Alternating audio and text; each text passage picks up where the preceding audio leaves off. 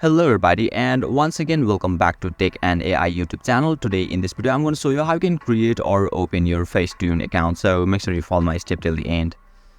First thing first, I assume that you have already downloaded the FaceTune app, and once you open it you will be able to see the interface or dashboard of the FaceTune apps on the screen, where you can see the setting option at the top right corner. Just tap over there and you can see the sign in option at the top. So once you select that option, you can see 4 options to create your account. So first one is Apple, another is Facebook, third one is Google, and last one is email. So you can choose any of these.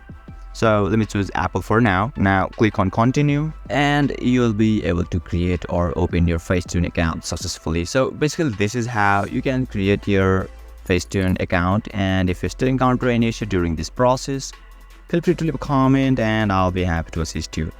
If you found this video helpful, please give it a thumbs up, and if you are new to this channel, make sure to hit the subscribe button and set the bell icon to on so that you can stay up to date with our latest content. Thank you for watching and I'll see you next time.